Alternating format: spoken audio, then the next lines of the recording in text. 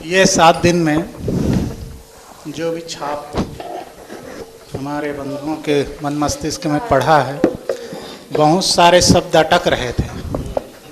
पढ़ो, नून लकड़ी के वास्ते पढ़ो, सुविधा के लिए पढ़ो। अंत में एक शब्द आया भी खुशी के लिए, सुख के लिए उसको किया ही जा सकता है।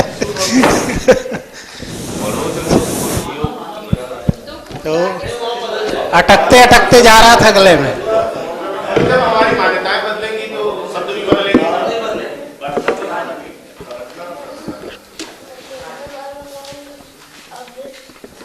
एक बार मैं सोचता हूँ कि इसके बाद जो हमने चर्चा की है वो एक महत्वपूर्ण चर्चा थी। हमने चर्चा की और हम उसके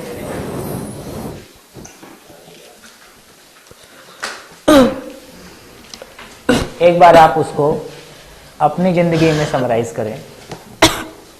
अभी तक जैसा हमने जिया, जैसा हमने सोचा और जो सामने आया है, और जो चर्चा हम लोगों ने की है, जिस तरह से बात हमारे सामने आई है, इन संदर्भों को आप अपने भीतर कैसे मूल्यांकित करते हैं, बाहर कैसे मूल्यांकित करते हैं, 2 मिनट में, 3 मिनट में एक बार इसको करें, फिर आगे बढ़ते हैं। कि अभी गर्म है, सुबह तक वो काफी कुछ साफ हो जाएगा।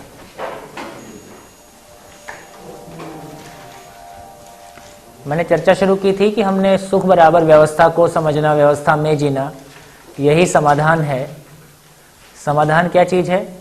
इसको हम अध्ययन पूर्वक अनुभव संपन्न होते हैं, अनुभव प्रमाणित होता है कार्य व्यवहार में, इसका नाम समाधान है।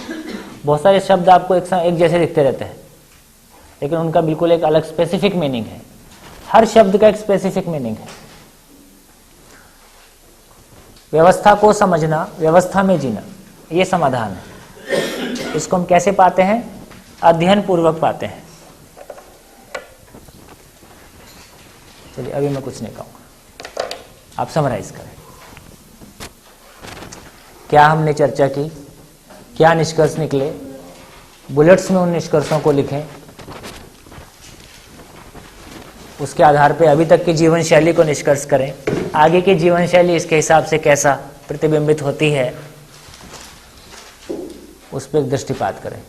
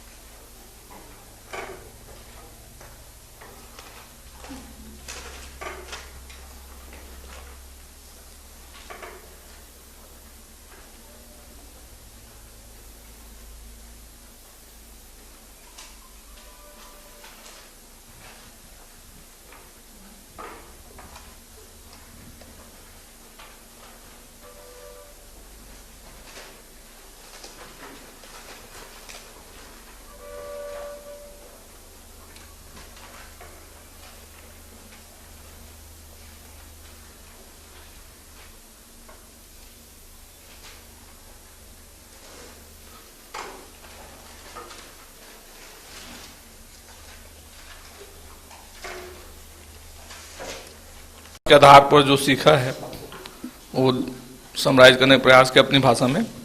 मैं जीवन हूँ, निरंतर सुख चाहता हूँ, इसलिए समाधान के लिए शरीर को चलाता हूँ।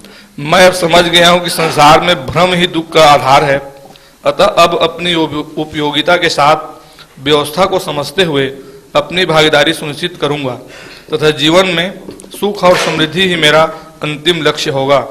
मैं जान गया हूँ कि गलतियां ही दुख का कारण है, अतः ऐसी किसी भी कारण को समझ पूर्वक अपने से दूर करते हुए दूसरों को आगे बढ़ाने में एक नई व्यवस्था दूंगा। अब मुझे इसकी पूरी स्वीकृति है। इससे ज्यादा होता नहीं और इससे कम में चलता नहीं।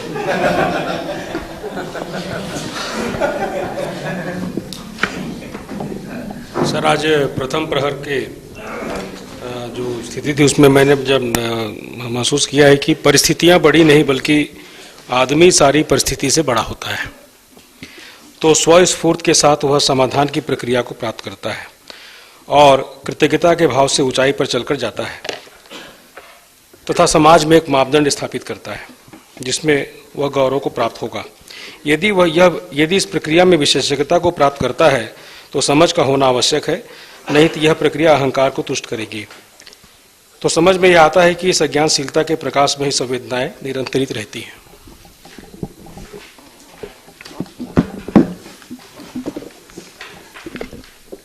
अभी तक मैं संयुक्त परिवार को ही सुखी परिवार मानता था, जो मेरे लिए मिथ्या साबित हुआ है, क्योंकि मुझे आज स्पष्ट हुआ कि इसे व्यवसाय के अर्थ में अर्थात सुविधा के अर्थ में मैं मानता था। अब मैं समझ गया हूं कि समझदार परिवार ही सुखी परिवार हो सकता है। मानव की पूर्ण मानव और पूर्ण मानव की दिव्य मानव के रूप में यात्रा ही यात्रा की सार्थकता है। संज्ञानशीलता से के प्रकाश में संवेदनशीलता का नियंत्रण और इसके अगले क्रम में संवेदनशीलता का उसमें विलय ही पूर्ण मानव से दिव्य मानव की यात्रा है। परिवार के संदर्भ में माता पिता का अपने बुजुर्गों से व्यवहार आने वाली पीढ़ियों में हस्तांतरित होता है। भय से मुक्ति ही भक्ति है। भ्रमवश हम काल्पनिक दुख के भ्रमजाल में फंसे रहते हैं, जबकि सुख का प्रकाश चारों ओर विद्यमान है।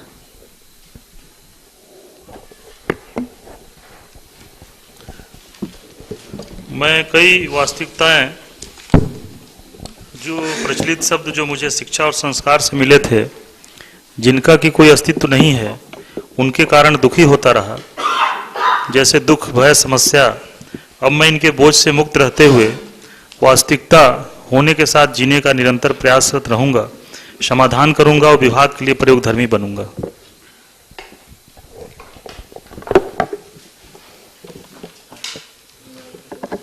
शब्द, अर्थ और वास्तविकता के चैप्टर को समझ करके मेरे मन में कुछ भाव आए कि मान्यताएं टूटी, स्वीकृतियां छूटी, चारों ओर समाधानी मानव की खुशियां बटी। अब नहीं उठेगी कलम, स्लेट और कागजी पट्टी। अब हमको कोई नहीं पिला सकता भ्रम, दुख, समस्या और अंधेरे के अस्तित्व की गुट्टी। प्रचलित शिक्षा व्यवस्था की अब होगी प्रदेश, देश व धरती से छुट्टी।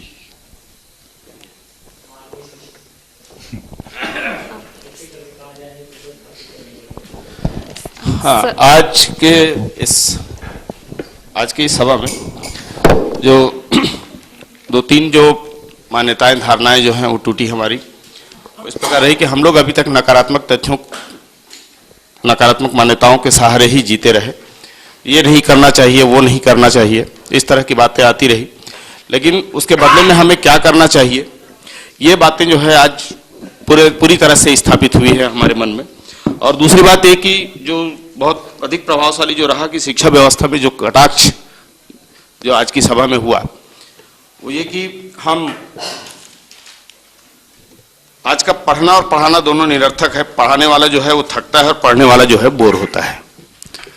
वाकई में इस सिद्धांत को हमें मानना चाहिए कि हम जो अभी तक पढ़ाते रहे वो बिल्कुल थ्योरी रही और प्रैक्टिकल लाइफ से उसका कोई वास्ता नहीं रहा। तो उस कारण यही है कि बच्चे जो हैं वो बिल्कुल अनुशासित नहीं है। अनुशासित क्या, वो किसी बात को वो समझ ही नहीं पाए हैं और उनकी उदंडता जो है वो स्वाभाविक है, जिसको हम उदंडता कहते हैं आज की स्थिति में। तो इस पर हमें पूरी तरह से गौर करने की जरूरत है और हमें अपने आप में मूल्यांकन करने की जरूरत है।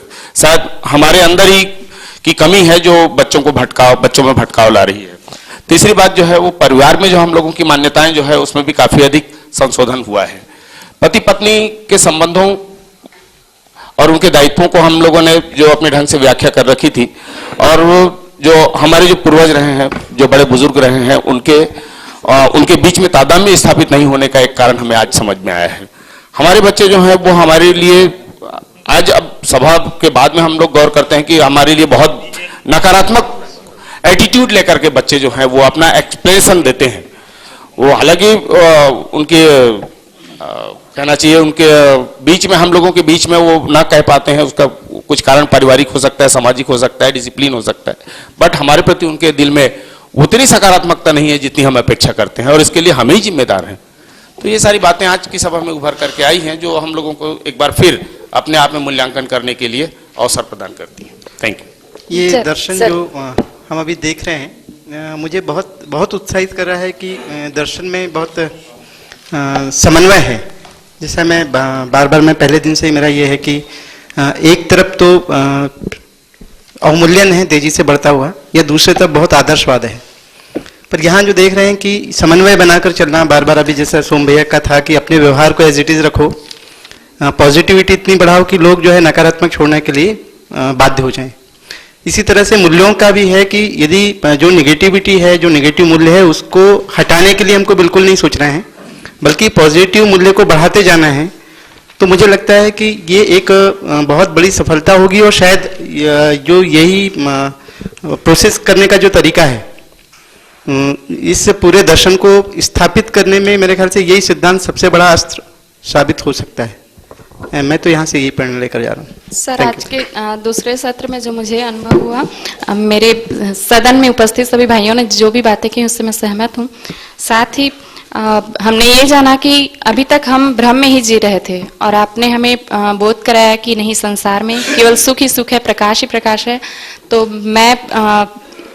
मैं अब भ्रम में न जीकर केवल सुख के लिए जीना चाहूंगी। Thank you. सर मैं भी अपनी शेयरिंग फीलिंग अपनी इसमें आपके साथ शेयर करना चाहती हूँ। मैं जीवन हूँ, समाधान पूर्वक जीना चाहती हूँ, इसलिए शरीर चलाती हूँ। शिक्षा के क्षेत्र में समझना चाहती हूँ, जीना चाहती हूँ और समझाना चाहती हूँ, इसलिए सीखना चाहती हूँ, करना चाहती हूँ और सिखाना चाहती हूँ, इसलिए समृद्धि भी चाहती हूँ। इससे संसार में प्रकाश ही प्रकाश है, सुख ही सुख है और समाधान ही समाधान है, जिससे जीवन नित्य उत्सव है।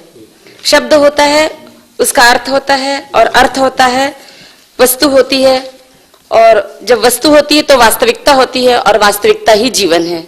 मनुष्य भ्रम में रहकर जीता है, दुख अहंकार भ्रम से ही दुख पाता है, अपनी अक्षमता को नहीं पहचानने के कारण दुखी होता है, जबकि दुख का अस्तित्व ही नहीं है। इसलिए शिक्षा के क्षेत्र में नियम को समझना ही समझ है। हमारी उपयोगिता को हम सुनिश्चित करें, व्यवस्था में भागीदारी स्वयं की सुनिश्चित करें। इससे अधिक होता नहीं, इससे कम में चलता नहीं। इसलिए मुझे चार लाइन शायद समझ में आई हैं, जो कभी मैंने पढ़ी थी। हो सकता है मेरी उक्ति ठीक हो, आप सभी की सदन की राय में ये शायद अगर न जम पाए तो मैं उसके लिए क्षमा प्रार्थी हूँ। न रहो न निराश करो मन को, कुछ काम करो कुछ काम करो, यह जन्म हुआ किस अर्थ कहो, समझो जिसमें यह व्यर्थ न हो। धन्यवाद। मैं भी जी, मैं जो आज पूरे दिन भर काफी जो चर्चा हुई, उसमें मुझको एक बात बहुत ही मतलब दिल को छुई, और ऐसा महसूस भी हुआ, अनुभव भी मैं किया कि मैं स्वयं ही स्वयं के लिए दबाव हूं। मैं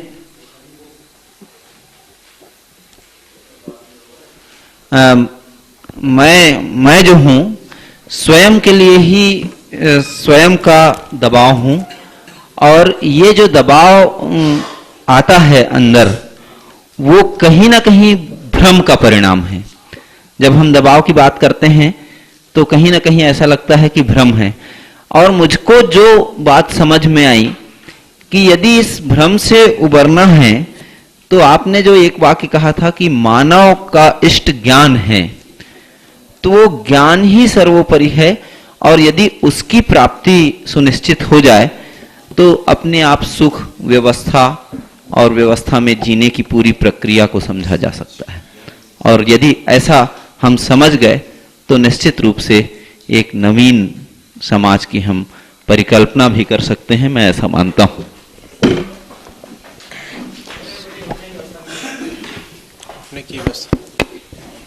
सर, दूसरी बात जो आपने जो बात कही, मैं बहुत लंबी बात नहीं करूंगा, लेकिन जो आपने कहा कि समझ का लक्षण न्याय, सत्य और धर्म से रोमांचित होना है। यदि निश्चित रूप से जो समझ में आता है, आज जैसे मैं भी काफी रोमांचित हुआ यहाँ पर, तो इन सारी चीजों का जब मैं अर्थ समझा तो एक नया रोमांच आया। और ऐसा ही यदि व्यवस्था में नया योगदान सत्य, धर्म और न्याय के लिए होता है तो मन स्वस्फूर्त रोमांचित होता है और वही वास्तविक सुख का आनंद होता है। ऐसा आज मैंने जो सीखा।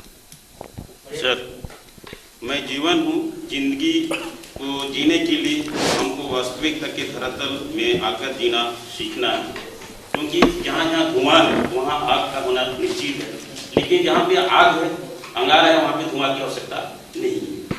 तो हमें ये जरूरी है कि हम अभी तक जो भ्रमवश जो सुख हम की कामना करते हुए हम जीते थे, लेकिन एक्चुअल में वो जो है कि सुख नहीं है, वो मात्र हमारी सुविधा ही थी। लेकिन अब जो है कि हम अपने समृद्धिपूर्ण जीवन यापन करने के लिए, व्यवस्था में भागीदारी करने के लिए, अपने परिवार के मानव के पोषण के लिए, अपने स्नेह, मोह और भाव सम्मान के अर्थ को वास्तविकता के साथ में हम भविष्य की जिंदगी के लिए विस्तृत जिंदगी जीने की आवश्यकता है। चूँकि हम शिक्षा जगत के ऐसे पुनीत कार्य से जुड़े हुए हैं, क्योंकि अभी तक इस सिस्टम को हम सिस्टम समझकर अपना भागीदारी सुनिश्चित करते रहे हैं भ्रमवश, लेकिन इस भागीदारी को वास्तविक के धरातल में आकर हम अपना भागीदारी निश्चित करना चाहते हैं। प्रोफेसर, चीजों को समझ की प्रकाश में देखने का बोध वास्तविकता सच के कितना करीब है। शब्दों के अर्थ भी बदले हुए हैं। गणितीय विश्लेषण, विज्ञानपरक से विचारपूर्ण निष्कर्षों पर भी पहुंचा जा सकता है। परिवार के संदर्भ में बुजुर्गों एवं बच्चों की परस्पर पूरकता से बनी व्यवस्था से मेरी धारणा प्रबल हुई। विज्ञानपरक दृष्टिकोण अपनाकर जीवन जैसे जटिल विषय को धरातल पर समाधानित किया जा सकता है। मुझे लगता है परिवार, शिक्षा, विकास जैसे मुद्दों पर अध्ययन एवं अनुभव द्वारा निष्कर्षों तक पहुंचा जा सकता है, प्रयोग किया जा सकता है।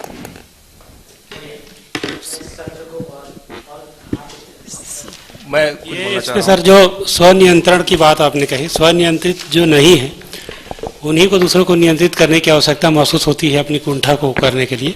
ये परिवार वाला जो उदाहरण था, जो 3 पीढ़ी को, तो ये स्वनियंत्रण का एक बहुत अच्छा उदाहरण था और इसको अगर इम्प्लीमेंट करते हैं परिवार में तो इसके बहुत सकारात्मक परिणाम आएंगे। इस सत्र में मुझे इस बात का एहसास हुआ कि परिवार के दुख होने के कारण क्या थे उसकी जानकारी मिली, आपसी संबंधों का आधार का पता चला और साथ ही सुखी रहने का मार्ग प्रशस्त हुआ। और यह मार्ग स्वयं को इस सिस्टम में अपनी उपयोगिता को सिद्ध करने के अर्थ में मुझे दिखाई दे रहा है।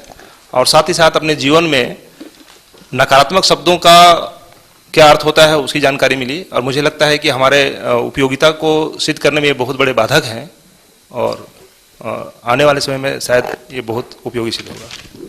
सर मैंने ये जाना, आपने जो शब्द और अर्थ का, शब्दों का जो अर्थ बताया, उससे तो ऐसा लगता है कि हमें अपने जो सिलेबस है उसको ही चेंज करना पड़ जाएगा। एक इन शब्दों के अर्थ से हमें एक जादू शब्द प्रतीत हुआ। अब तक हम लोग यह सोचते थे अंधेरा का मतलब अंधेरा है, जीवन में अंधेरा छा गया, परंतु अब समझ में आया कि अंधेरा होता ही नहीं, जीवन में प्रकाश ही प्रकाश है।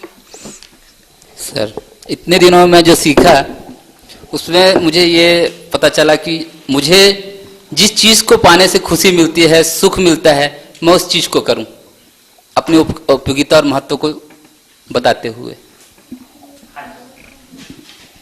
आज का दिन हमारी आखिरी दिन है संस्थान में, तो जैसे मेरी अभी आपका शुभ नाम बोलो, किशोर जी से चर्चा हुई अभी शाम को ब्रेक में, तो नंद कुमार जी भी हमारे बीच में हैं और शाम के सत्र में भैया अभी आप रह पाएंगे थोड़ी देर और समय? आपका समय कैसा है? हाँ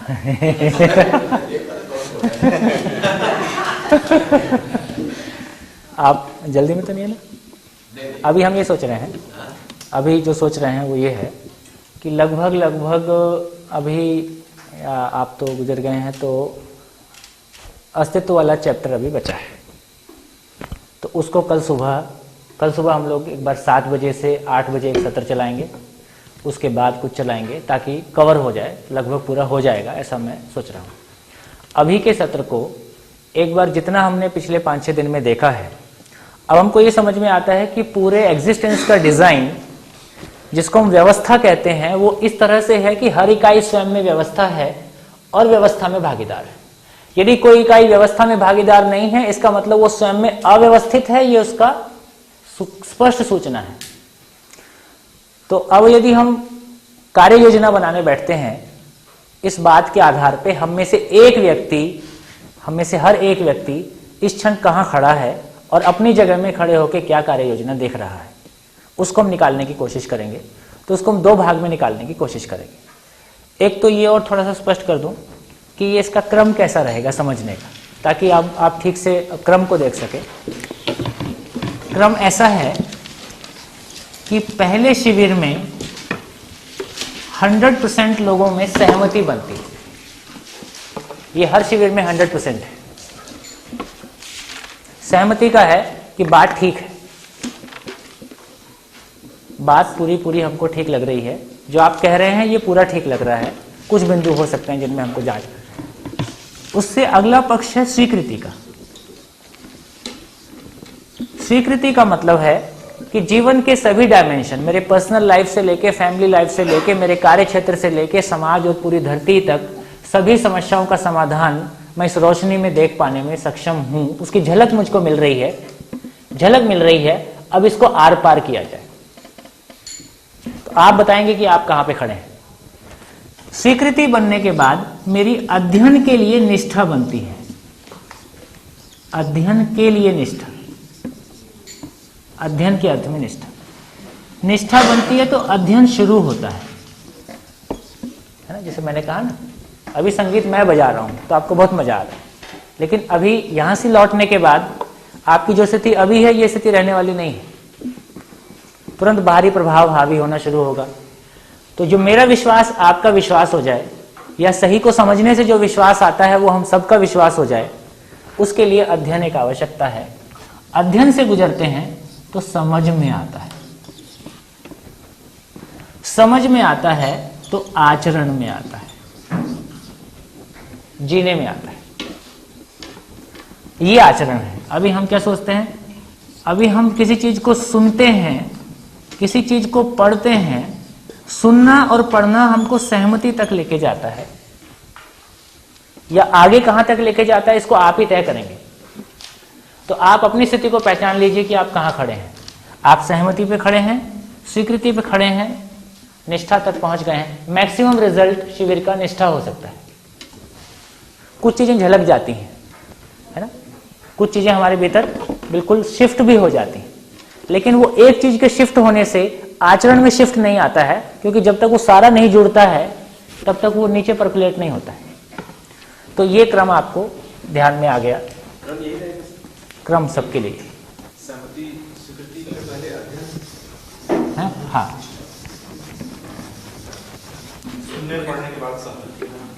सुनना पढ़ना से सहमति, सहमति से और गहरा स्वीकृति, आर पार करना है निष्ठा। आर पार करना है मैंने ऐसा ही जीना है, ऐसा ही जीना है। अब कोई ऑप्शन बचा नहीं है, अब कोई विकल्प बचा नहीं है। ऐसा करने के बाद ये अध्ययन शुरू हो। ये सही अर्थों में, अब तक तो काट छाट कर रहे थे, कुछ ये भी ठीक है, कुछ वो भी ठीक है, वगैरह वगैरह। विकल्प कुछ बचा रखे हैं, कभी इसमें मजा ले लेंगे, कभी दूसरा मजा भी ले लेंगे आवश्यकता अनुसार। कभी वो एक मिक्स मोड है। लेकिन जब हमको समझ में आता था कि समाधान ही सुख है, तो फिर अध्ययन, और अध्ययन से समझ, और समझ से आचरण। तो एक तो आप कहीं हतोत्साहित ना हो किसी भी जगह में, क्योंकि सहमति से आचरण नहीं आता है। हमने तो 2 शिविर कर लिए, अब तो हमारे आचरण में नहीं आ रहा है, इसकी आवश्यकता नहीं है। तो ये क्रम मैंने आपके सामने लिखा। तो अभी हम लोग सभी इंडिविजुअली भी बैठेंगे, अपने ग्रुप के साथ भी बैठेंगे। तो 2 पार्ट में है पूरा एग्जिस्टेंस, स्वयं में व्यवस्था, हर इकाई स्वयं में व्यवस्था। स्वयं में व्यवस्था का अर्थ है कि समझ और आचरण सुनिश्चित होना। सुनिश्चित आचरण,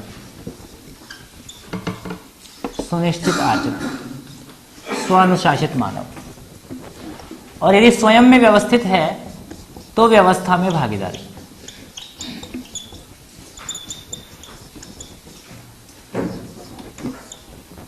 तो स्वयं में आचरण सुनिश्चित होने के लिए कार्य योजना, अपनी समझ को सुनिश्चित करने के लिए आप क्या सोचते हैं, और व्यवस्था में भागीदारी के लिए कार्य योजना। ये दो भाग में आपको अपने आप को व्यक्तिगत रूप से समराइज करना है। फिर आप बैठ लीजिए। एक जो प्रस्ताव आया था कि सारे डीईओ एक साथ, साक्षरता एक साथ और डीपीसी बोलते हैं, डीपीसी एक साथ। तो इंडिविजुअल भी एक कागज पे आ जाए, कार्य योजना के रूप में आ जाए कि अभी आप अपने कार्य क्षेत्र में कैसे फैलते हैं, किस रूप में चीज़ों को देखते हैं, और स्वयं के समझ को सुनिश्चित करने के लिए अपने बारे में क्या सोचते हैं। और फिर एक सम्मिलित कागज साक्षरता का, एजुकेशन और उसका, इसको हम 9 बजे शेयर करेंगे भोजन के बाद। ऐसा हम लोग अभी सोचते हैं। इसमें आप लोग कोई करेक्शन करना चाहें, आप कुछ और सुझाव देना चाहें तो बताइए।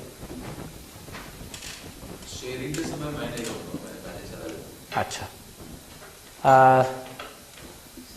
तो उसमें आपका इनपुट कैसे रहेगा, उसको कैसे सुनिश्चित करेंगे? तो आप उसको पहले, तो एक ये हो सकता है कि आप इस मोमेंट पे अपनी एक शेयरिंग की आप कैसा देखते हैं, कल होगा नहीं, वो एक शेयरिंग होगी जबकि एक जनरल शेयरिंग की जगह में आ जाएगा मामला। बाबा जी भी रहेंगे और लोग भी रहेंगे। शायद अभी हम बहुत क्लोज शेयरिंग कर सकते हैं, अभी हमारे आपके सिवा और कोई नहीं। तो एक दृष्टि ये हो सकती है कि आप कैसा देखते हैं शिविर से गुजर के, और जैसा आप पहले भी देखते थे अभी भी देख रहे हैं, तो आप कैसा देखते हैं, आप उसको शेयर कर दीजिए। उसको कंसिडरेशन में लेते हुए आप अपना एक कार्य योजना को इवॉल्व कर सकते हैं, उसको हम शाम को शेयर कर सकते हैं, कल को फाइनली उस पर कोई एक निष्कर्ष पे हम पहुंच सकते हैं। ऐसी एक शेयरिंग कर सकते हैं।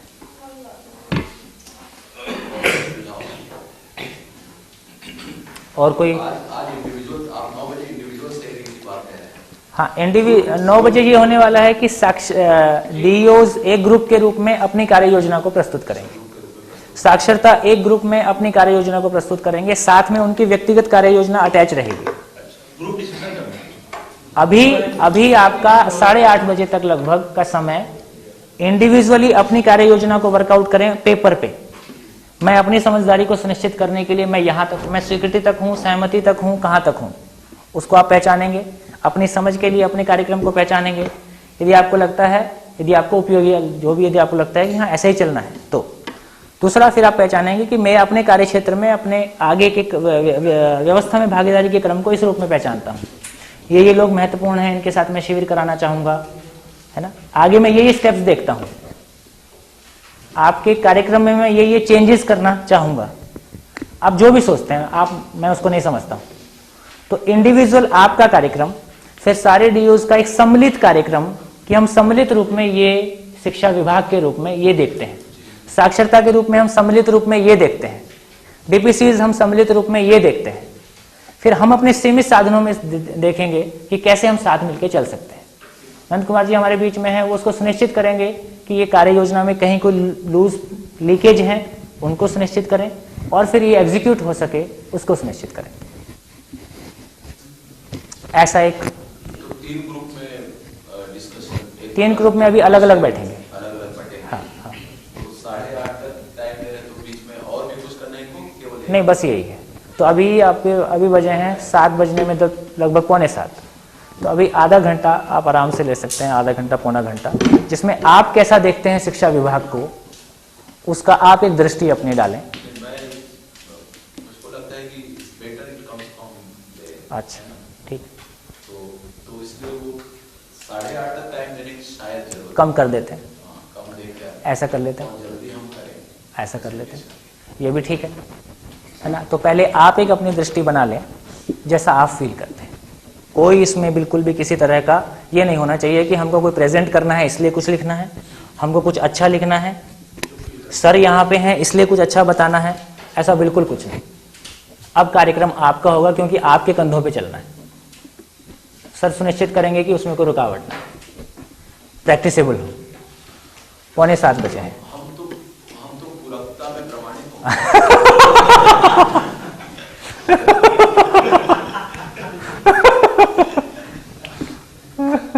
अब काफी आसान हो गया काम।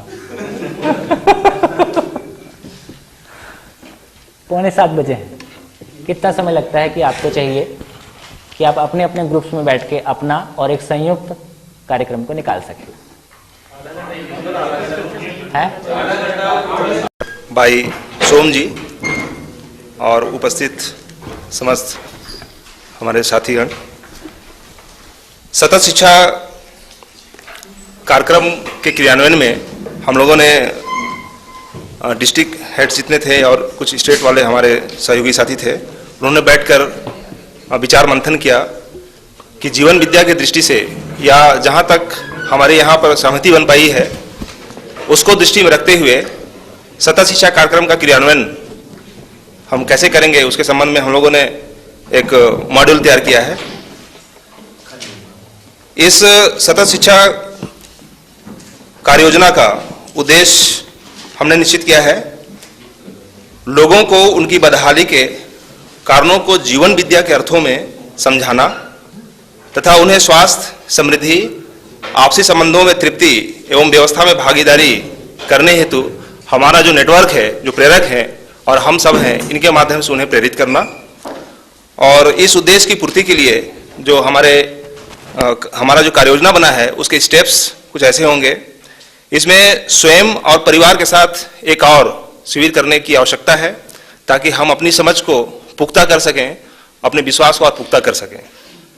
दूसरे स्टेप में हमारे प्रत्येक जिले के जो नोडल प्रेरक हैं, कुछ रिसोर्स पर्सन हैं और सतत शिक्षा के जो अच्छे प्रेरक हैं जिनमें संभावना लगती है कि वे विश्वास के साथ इस काम को कर सकते हैं, उनका ग्रुप बनाकर एक शिविर कराना, ये दूसरा हमारा स्टेप है। तीसरा है राज्य स्तर पर एक मॉड्यूल का निर्माण करना जिसमें अभ्युदय संस्थान के लोगों की सहायता से स्टेट और जिले के लोगों के द्वारा एक मॉड्यूल बनाना जिसमें हम अपने सतत शिक्षा के कार्यक्रमों के साथ साथ इस जीवन विद्या के कुछ बुलेट पॉइंट्स को हम कैसे बैठाएं, कुछ ऐसे सूत्र बनाएं ताकि हम अपने जिले के प्रेरकों के माध्यम से लोगों तक उन चीज़ों को पहुंचा सकें। इस उद्देश्य से एक मॉड्यूल बनाना। चौथे चरण में इस मॉड्यूल के माध्यम से जिला स्तरीय शिविर और साथ साथ में प्रशिक्षण दोनों को मिलाकर हम उसका शिविर लगाएंगे जिसमें हमारे जिले के सतत शिक्षा के प्रेरकों को आवासीय रहकर इन चीज़ों को बताना है, उनको समझाना है। पांचवा स्तर क्रियान्वयन की स्थिति है जब हम इस मॉड्यूल के आधार पर हमारे प्रेरक जब उनकी समझ बन जाएगी तो कार्यक्रम का क्रियान्वयन कैसे करेंगे, इसमें हम लोगों ने विचार किया। तो कुछ ऐसा करने वाले हैं कि चर्चा मंडल हमारे कार्यक्रम का एक नियमित गतिविधि है जो जहाँ जहाँ सतत शिक्षा अभी चल रहा है वहाँ ऐसा होता है। तो चर्चा मंडल को हम पहला टारगेट बनाएंगे, एक लक्ष्य बनाएंगे जिससे हम जीवन विद्या के अर्थ में लोगों की समस्याएं, उनकी शंकाओं का, उनकी मान्यताओं का, उनकी धारणाओं का और जितने भी नकारात्मक शब्द हैं, विचार हैं जिनके कारण हमारे गांव के लोगों का विकास अवरुद्ध हुआ है, उन चीजों से, उन शब्दों के अर्थों से लोगों को पहचानने के लिए हमारा प्रेरक काम करेगा जो चर्चा मंडल एक सशक्त प्लेटफॉर्म होगा। इसमें एक काम और करने की हमारी योजना है कि प्रत्येक चर्चा मंडल के अभिलेख तैयार किए जाएंगे और इस अभिलेख को पूरी ईमानदारी के साथ प्रेरक द्वारा बनाया जाएगा। इन अभिलेखों का प्रत्येक, अब हम समीक्षा की बात नहीं करेंगे, मूल्यांकन की बात करेंगे जो सतत शिक्षा केंद्र के हमारे प्रेरक नोडल में करते हैं, ब्लॉक में करते हैं और जिले में करते हैं। तो प्रत्येक स्तर पर इन चर्चा मंडल के अभिलेख को हम मूल्यांकित करेंगे और उसमें से कुछ निष्कर्षों को निकालकर प्रतिपुष्टि के रूप में पुनः हम प्रेरकों का प्रत्येक महीना में जो मूल्यांकन बैठक होगी उसमें उन चीज़ों को ऐड करेंगे ताकि आने वाले नेक्स्ट जो चर्चा मंडल की बैठकें होंगी अगले महीने उसमें उन चीज़ों को फिर से समावेशित कर लिया जाए और उसमें कुछ सुधार हो जाए। इसके साथ साथ चूंकि हम यहाँ पर जितने ग्रुप में बैठे थे तो हमें ऐसा विश्वास हो चला है कि इस जीवन विद्या के माध्यम से निश्चित रूप से लोगों के विचार में, उनके जीवन शैली में, उनके जीवन स्तर में बदलाव लाया जा सकता है, ऐसा विश्वास है। और इसी विश्वास के साथ हम पूरे वातावरण को, पूरे इन्वायरमेंट को, जो हमारा नेटवर्क है, उसमें बदलने के लिए भी हम लोगों ने सोचा है, जिसमें हम जिन टूल्स का, जिन माध्यमों का हम उपयोग करते हैं, चाहे नारे हों, गीत हों, या कुछ ऐसे लिटरेचर का भी उपयोग करते हैं, तो उनको भी धीरे धीरे आवश्यकता अनुसार बदलने की भी हम कार्रवाई करेंगे, जिससे एक अच्छा वातावरण इसके लिए तैयार हो जाए। लेकिन इसके साथ साथ सतत शिक्षा की अन्य जितनी भी गतिविधियां हैं, केंद्र आधारित गतिविधियां और लक्ष्य आधारित गतिविधियां, ये सब एज इट इज चलेंगी, लेकिन उसमें समय समय के अनुसार जीवन विद्या के अर्थ में उसमें बदलाव करने की आवश्यकता होगी। और इसका मूल्यांकन सतत रूप से करने से हमारा विश्वास निश्चित रूप से और पुख्ता होगा। और मुझे ऐसा लगता है कि आने वाले समय में हम इस पूरी प्रक्रिया को सतत करते हुए एक स्वस्थ समाज की रचना करने की ओर अग्रसर हो सकेंगे। धन्यवाद।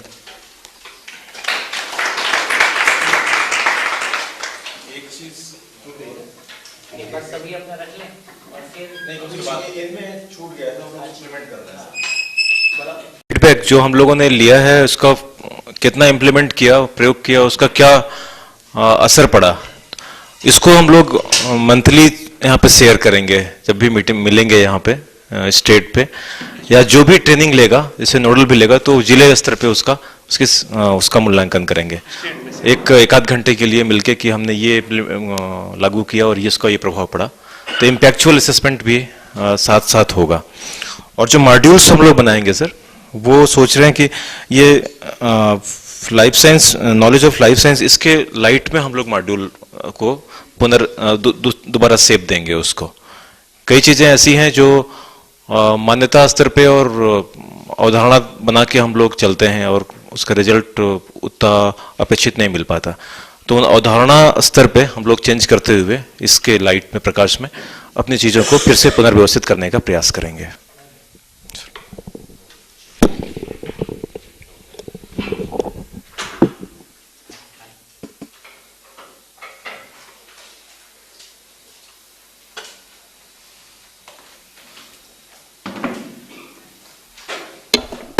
नमस्कार।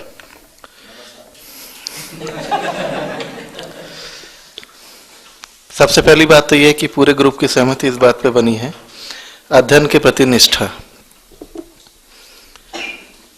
कुछ कमियां जो देखी हैं उसके मोटे तौर पे उसको चिन्हांकित कर रहा हूं ग्रुप की ओर से। कार्यालयीन प्रबंधन पे प्रश्न चिन्ह है, इस दृष्टिकोण से सुधार की आवश्यकता है। कार्य योजना के दृष्टिकोण से जो कमियां हैं उसका पुनरावलोकन जरूरी है, उस दृष्टिकोण से। शिक्षकों में उदासीनता की स्थितियां देखी गई हैं, इस दृष्टिकोण से सुधार की आवश्यकता है। समुदाय एवं शिक्षा के मध्य में समन्वय का अभाव दिखता है, इस दृष्टिकोण से इस पर कार्य करने की आवश्यकता है। और मूल्यांकन पद्धति में भी सुधार की आवश्यकता है। ये मोटे तौर पे जो है 3-4 कमियां जो देख रहे हैं हम लोग फील्ड पर, उस दृष्टिकोण से। प्रशिक्षण कार्य योजना के जो प्रमुख बिंदु हैं कि शिक्षकों और कर्मचारियों को प्रशिक्षण इस संस्थान में ला करके दिलवाया जाए उनकी सहमति के आधार पर। पहले कुछ उनके बीच में जाकर के जो है ग्रुप तैयार किए जाएं, उनमें से जिनकी स्वतः सहमति बनती है उनको यहाँ पर प्रशिक्षित किया जाए।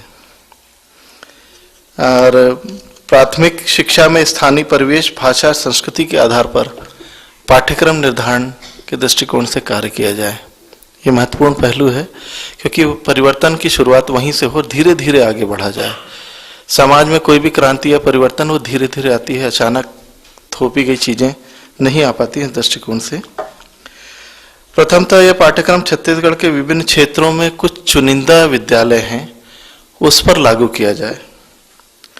इन शालाओं का सतत निरीक्षण, परीक्षण, सर्वेक्षण की 1 वर्षीय कार्य योजना हो। सैंपल चेकिंग करके कि हम लागू कर रहे हैं तो किन किन पार्ट्स में फेल्योर हो रहे हैं, और जब उसका फैलाव अगर किया जाएगा तो उनको पहले ही ठीक कर लिया जाए। सर्वेक्षण से प्राप्त निष्कर्षों के आधार पर सभी विद्यालयों में इसे लागू किया जाए और इसमें यह भी देखा जाए कि समाज पर इसका क्या इम्पैक्ट जा रहा है, क्या प्रभाव जा रहा है, उसका भी अध्ययन इसमें शामिल है। क्योंकि समाज पे बदलाव की स्थिति, जैसे एक छोटी सी बात है कि अगर किसी बच्चे को कोई शिक्षक कहता है कि बेटा तुम स्वच्छ कपड़े पहन के आना, तुम जो है तो तुम बहुत अच्छे लगोगे, तो वो बच्चा, उसकी प्रतिक्रिया क्या होती कि वो घर जाकर के बताता है कि आज हमारे शिक्षक ने ये कहा था। तो एक निश्चित तौर पर सकारात्मक भाव उस पालक के मन में पड़ता है। तो जो जुड़ाव की स्थितियां जो अभी नहीं दिख पा रही हैं, एक तरफा समाज की स्थितियां रही ही नहीं है, तो वो उसमें क्या प्रभाव पड़ रहा है हमारे इन कार्य से, उसका अध्ययन हो, ताकि योजना लागू करने में समाज की सहमति किस स्तर पर आ रही है, उस पर क्या कार्य योजना अलग से बननी है, वो उसको किया जाए।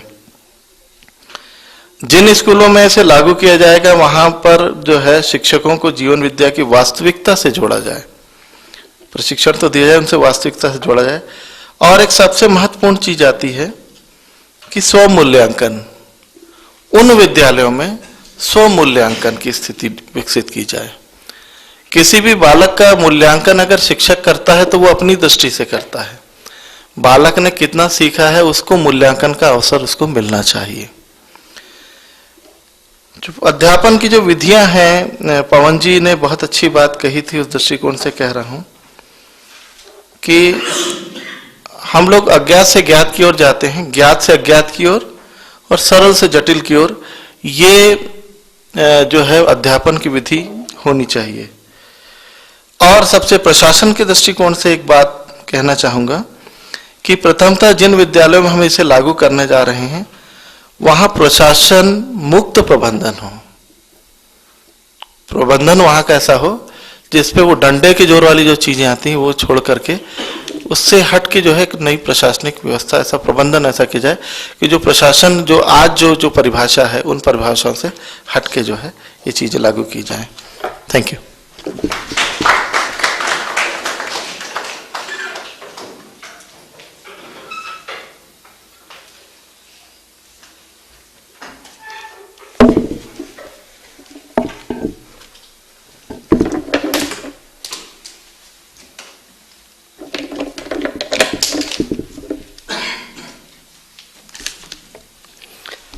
सबसे पहले तो मैं सचिव महोदय को और सोम भैया को धन्यवाद देना चाहूँगा, क्योंकि अमूमन ये होता है कि बहुत सारे सेमिनार्स या हमारा जो वक्त जाता है उसको कैसे क्रियान्वित करेंगे या हमारी समस्याएं जो हम इमेजिन करते हैं उसके लिए कोई सॉल्यूशन है या नहीं, एक प्रश्न चिन्ह खड़ा होता है। क्योंकि जितनी शिद्दत के साथ लोगों ने भाग लिया है 7 दिन, और इससे पहले सचिव महोदय स्वयं भाग लेकर गए हैं और मैं लगातार जुड़ा हुआ हूँ, तो जो शिक्षा के प्रति और छत्तीसगढ़ के प्रति जो भी नजरिया है या जो निष्ठा है, मुझे पूरा विश्वास है कि जैसा हमारे साथी सोच रहे हैं ये न केवल हम और आप बल्कि पूरा विभाग, पूरा छत्तीसगढ़ एक नई करवट लेने वाला है। मैं इस बात से आश्वस्त हूँ, हमारा ग्रुप पूरा आश्वस्त है। और इसी को दृष्टिगत रखते हुए हमने बात की है। बात केवल 3 मुद्दों पर, बहुत साफ सुथरी, कि हमारी स्वीकृति का स्तर क्या है, सहमति है ग्रुप की, स्वीकृति है, निष्ठा है, और आगे का स्तर है। बहुत इसी मुझे मतलब लगता है इसी मुद्दे पर हम लोग काफी देर उलझे रहे। कुछ लोग निष्ठा के स्तर तक, कुछ लोग स्वीकृति के स्तर पे और कुछ सहमति के स्तर पे। औसत रूप से हम सब स्वीकृति के स्तर पर हैं, चूंकि जहां हम हैं, हम जिस स्तर को हमने पाया है, निश्चित रूप से मैं सोचता हूं कि उसने निष्ठा का भी स्तर पार कर लिया होगा। पर एक सामान्य सा डर है, वो डर ये है कि हम पर जितना दबाव है, हम अभी जब वातावरण में वापस जाएंगे तो जो समाज का दबाव है, जो हमारे ऊपर के अमले का दबाव है, हमारे अधिकारियों का और अधीनस्थों का, दोनों तरह का, और समाज का, तो हम वहां कितना जो है ठहर पाएंगे, हमारे स्थायित्व का क्या होगा, एक प्रश्न चिन्ह हमारे साथ है। तो इसलिए हम सब लोग सामूहिक रूप से स्वीकृति के स्तर पर हैं। इसको लगातार अध्ययन और उसके जरिए निष्ठा और उसके आगे के स्तर पर ले जाएंगे, और सहयोग सरकार रहा तो निश्चित रूप से ये सस्टेन करेगा, ये मेरा आश्वासन है पूरे ग्रुप की तरफ से। दूसरी बात है सुनिश्चित आचरण स्वयं के लिए हम क्या कर पाएंगे। तो हम लोगों ने ये सोचा है कि यदि प्रेरणा का स्तर, उत्प्रेरण का स्तर यदि ऊंचा रहे, हम लगातार इसमें ब्रशिंग हमारी होती रहे, तो शायद जो हम कमजोर पड़ते जाएंगे हम फिर अपने स्थान पे या उससे ऊंचा उठते जाएंगे।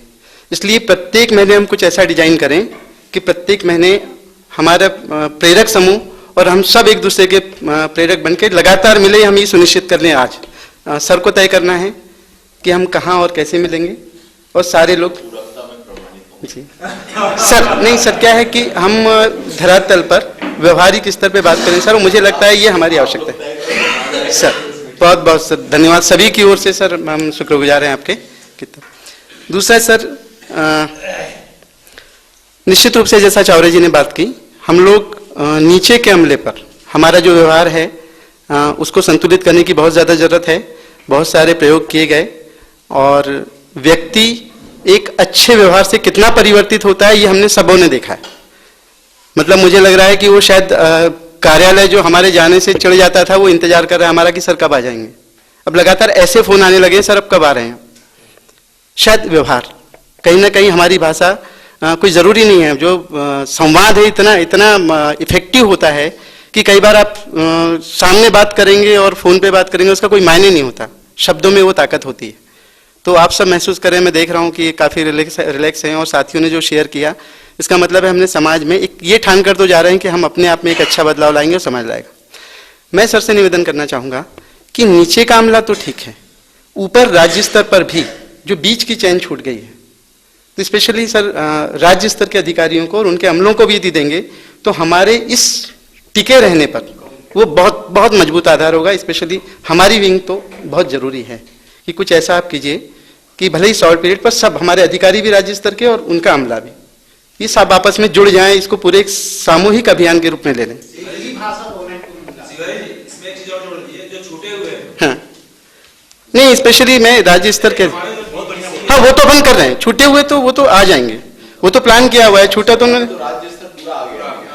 हमारा नहीं है। और ये इसकी कल भी बात हो रही है आप लोग सभी लोग, डीपीआई के भी लोग और प्लस एसपीओ सर क्या कि एक विजन क्लियर होगा, और राज्य स्तर से जो भी पत्र, जैसे जिले से जो जाएगा तो एक उसमें एक विजन होगा इस योजना का, पर राज्य से अभी हम उम्मीद नहीं करते, तो एक उम्मीद है सर कि एक ऐसा हो जाएगा।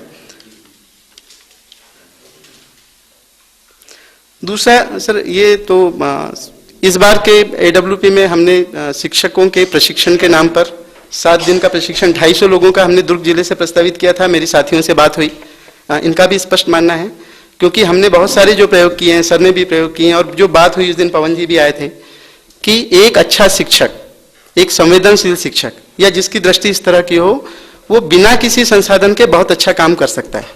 और हमारी वेदना तीनों विभाग की यही है कि हमारे पास शिक्षक उस दृष्टि से बहुत एक्टिव नहीं है, तो हम उनको कैसे मोटिवेट करें, उसका एकमात्र तरीका है इस दरवाजे के अंदर उनको लाया जाए।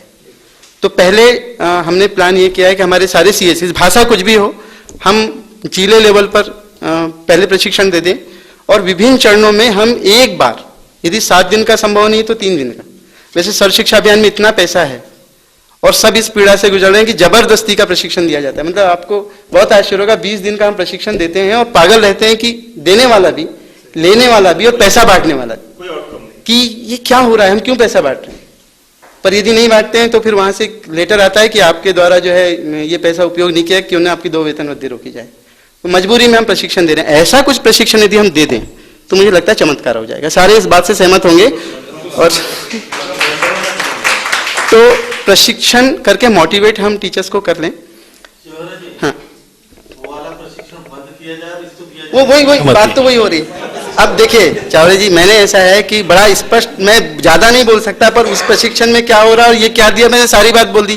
पैसा कहाँ से आएगा ये सारी बात इसमें निहित है। अब आगे आपको देखें, मतलब उसको बंद कर दें, इसको बंद कर दें, तो मैं ये तो बोल नहीं पाऊंगा किसको बंद कर दें, पर क्या स्थिति है। कुल मिला के हमको शिक्षकों को यदि 7 दिन का संभव है तो 7 दिन का, अदरवाइज उनको मोटिवेट करने के लिए, उनके भीतर झांक खुद देख सकें, इसलिए कुछ एक प्रेरणा के लिए 1, 2, 3 दिन जितना भी हो वो हमको देना ही चाहिए।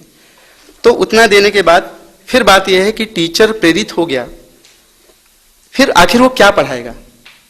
वो चूंकि यदि उसके पास कंटेंट नहीं होगा तो फिर वो थोड़े दिन बाद फिर वापस हो जाएगा।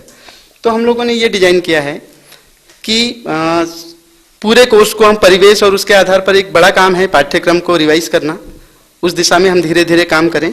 एक साथ तो मुझे लगता है बहुत संभव नहीं है, क्योंकि पहले एक प्लेटफॉर्म बनाने की जरूरत है। तो मॉड्यूल्स बनाकर 4 भागों में हमने ये डिजाइन किया है कि 4 भागों में बच्चों को स्वास्थ्य शिक्षा, संबंधों की शिक्षा, समृद्धि क्या होती है उसकी शिक्षा, और उसकी व्यवस्था में भागीदारी।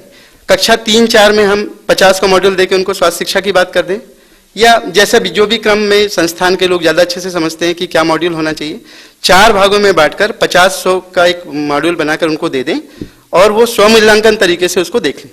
क्योंकि अभी बहुत इस मुद्दे पर बहस हो रही थी कि वो नीति शिक्षा तो पढ़ाई जा रही थी, आखिर क्या हुआ।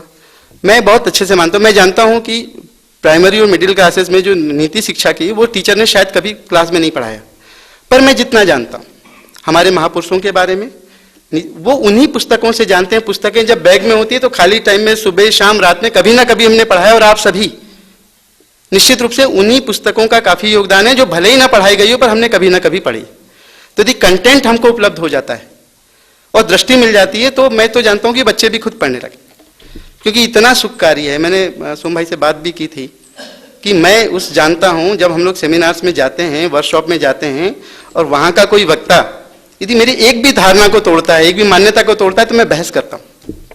अभी सर बज वालों ने जो है वो ट्रेनिंग ली हम लोगों ने, बज इंडिया की एक हुआ था सर, अभी वो बॉम्बे से लोग आए थे, तो एक मुद्दे पर मेरी 2.5-3 घंटे बहस चली। उन्होंने कहा कि पैसे का मूल जो है, शिक्षा का जो अंतिम लक्ष्य है वो है पैसा कमाना। इस धारणा पे 2.5 घंटे बहस हुई। मैं मोदी को सोम भैया के कह रहा था कि आपने ऐसा क्या कर दिया जो 50 धारणाएं टूट गई, मैं हंस हंस के सह रहा हूं। ऐसा क्यों स्वीकृति है? क्योंकि सीधी बात यह है कि सत्य के प्रति सबकी अभी स्वीकृति होती है, उससे हमारे अहंकार को चोट नहीं पहुंचती, क्योंकि गलत हमेशा गलत है, सही हमेशा गलत सही। तो शिक्षकों को यदि हम प्रेरित कर दें, बच्चों को छोटा सा कंटेंट दे दें, और ऐसा जज्बा, ऐसे लोग हमारे साथ हो जाएं, तो हम 50 नहीं है बल्कि 5,000 हैं, 5 लाख हैं, और निश्चित रूप से 1 या 2 सत्र में आमूल चूल परिवर्तन हम देखेंगे। यही हमारे ग्रुप की ओर से प्रेजेंटेशन है। Thank you.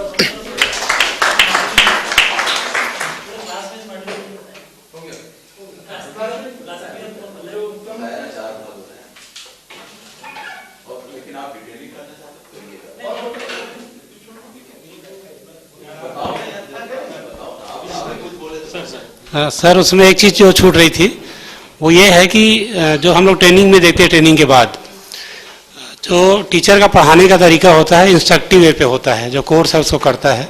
जैसे यहाँ पे अभी हमारे रिप्रेजेंटेशन में बात आई कि हमने सोम भैया की बातों को स्वीकार किया, सहा वाली बात नहीं, स्वीकार किया। स्वीकार करने में एक संवाद की जो स्थिति थी कि वो अपनी बात बोलते थे, हमको अवसर देते थे, तो स्कूलों में जो संवाद की स्थिति है पढ़ाने के दौरान वो बिल्कुल समाप्त हो गई है। तो संवाद जब तक नहीं होगा तो समाज विकसित ही नहीं होगा। तो प्रशिक्षण के बाद टीचर्स में संवाद की योग्यता उत्पन्न हो और संवाद करे, ये भी बहुत सुनिश्चित किया जाना चाहिए। मैं कहना चाहूँगा, हम लोग जो TLM की राशि स्कूलों को प्रदान करते हैं, वो TLM की राशि मैं देखता हूँ कि वो कहीं न कहीं साधन के धरातल पर ही शिक्षक बनाता है और वो लपेट सांपट के रूप में रहता है।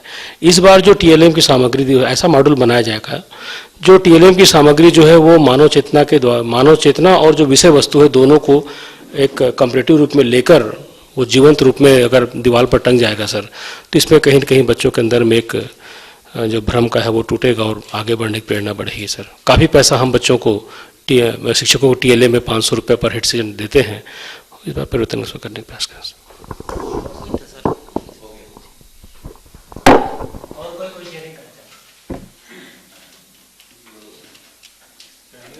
बहुत पहले सहायक वाचन, जैसा आपने कहा अपने उसमें, कि इन सारी चीज़ों को एक कलेक्ट करके रीडिंग मटेरियल के तौर पे भी बच्चों को दिया जा सकता है, शिक्षकों को, बच्चों को दिया जा सकता है। पहले भी हम लोग सहायक वाचन के नाम से किताब पढ़ते थे सर, और वो नहीं एक, लेकिन आपने कहा ना कि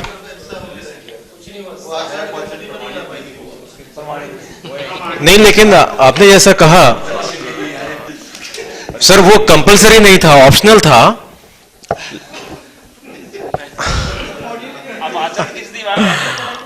और ट्रेनिंग जो मॉड्यूल हो सर शिक्षकों का, और इसलिए मैं पुस्तकालय को प्रमाणित करना चाहता हूँ। मेरा जी जी बहुत अलग है इस मामले में।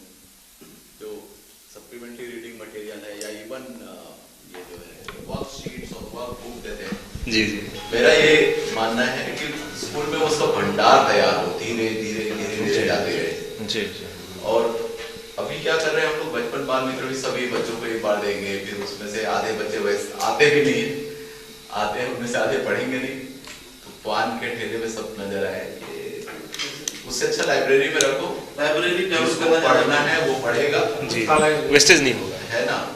और शिक्षक में जैसे आप सब लोग मिलकर कह रहे हैं कि हम ऐसा जज्बा तैयार करें, उस सब मटेरियल को बच्चे यूज करें, ऐसी समझ लीजिए। तो ऐसे और जितना पैसा आप हम लोग जो खर्च कर रहे हैं अलग अलग नामों से, उतने पैसे में इतनी लाइब्रेरी डेवलप हो जाएगी ना सभी तरफ की कुछ, तो अब उसमें सहायक वाचन भी जाए, उसमें सारी चीजें जाए, जो भी आप करना चाहते हैं। अभी हमारा छत्तीसगढ़ आने वाला है, वो भी लाइब्रेरी में जाए, हर एक बच्चे को देने के लिए बनाई गई थी। ये पता नहीं किसकी सोच थी, और मुझको लगता है प्रिंटर लोगों की सोच है। मटेरियल तो मिलता है बच्चों को उपलब्ध, एक विकल्प तो होता है सर। और नहीं, स्कूल में रहे सर, जी वही में रहे और वहां से इश्यू हो।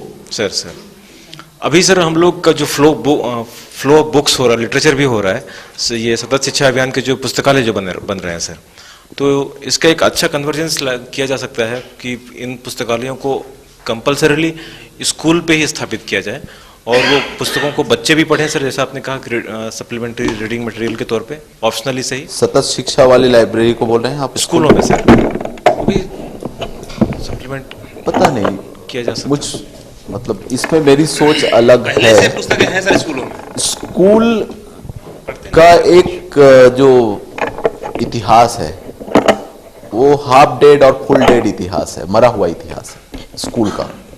ये तो पता नहीं हम लोगों ने किस भाग्य से हम निकल के चले आए। मेरे स्कूल का स्पष्ट है 4 से ज्यादा 8वीं में कभी भी बच्चे नहीं होते थे।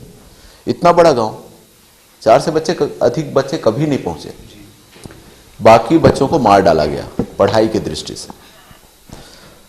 तो स्कूल में लाइब्रेरी खोल के शिक्षक पढ़ाएगा, ये परसेंटेज बहुत कम मिलेगा आपको। अब जब प्रेरक को ही दे रहे हैं तो और एक प्रॉब्लम है। अब इन चीजों को आप इससे जूझने के लिए तुरंत तैयार हैं तो I don't have any problem. आज का स्कूल है क्या वास्तव में? भवन है ना, और कुछ नौकरी करने वाले लोग हैं उसमें। नौकरी करने वाले लोग 5 बजे या 4 बजे 4:30 बजे भाग जाते हैं, उसके बाद भवन बचता है ना। और ये नौकरी करने वाले लोग बड़े तनखे वाले होते हैं। आपके प्रेरक, नाम बेचारे का प्रेरक होगा और इनका नाम जो कुछ भी होगा, लेकिन ये ज्यादा तनखे वाले होते हैं। ज्यादा तनखा वाला कम तनखे वालों पर धाक जमाता है। तो प्रेरक को यदि वो बोल देंगे कि हम जाएंगे उसके बाद तू नहीं आएगा, तो वो बेचारा नहीं जाएगा। तो आप 4:30 बजे उस लाइब्रेरी को बंद करने का नियम खोज रहे हैं यदि आप स्कूल में ले जा रहे हैं उसे। तो ये मैं 17 साल से इन चीजों पे बहुत लगातार मैं काम कर रहा हूं, सोच रहा हूं, और मैंने देखा है यवतमाल का, अभी भी उस लड़की का चेहरा मुझे याद है। हमने गांव में खोला था, और ये सतत शिक्षा नहीं था भाई, हमने स्कूल की लाइब्रेरी गांव में डाल दी थी। उल्टा आप बोल रहे हो, उसका जस्ट उल्टा किया था। स्कूल की लाइब्रेरी टीचर के साथ खुला तो टीचर के साथ खुलेगा, नहीं तो नहीं खुलता है, टीचर आने पर भी नहीं खुलता है। हमने गांव में डाल दिया था, और गांव में जो हमने अपने से प्रेरक तैयार किए थे जो माइक्रो प्लानिंग के थ्रू, उनको बोलते थे तुम चलाओ। और मैं एक गांव में गया था, वहां पे 6 साल की लड़की अपने 9 साल के बहन के साथ आई थी, और वो बोल रही थी मलापन पाइजे मुझे भी चाहिए।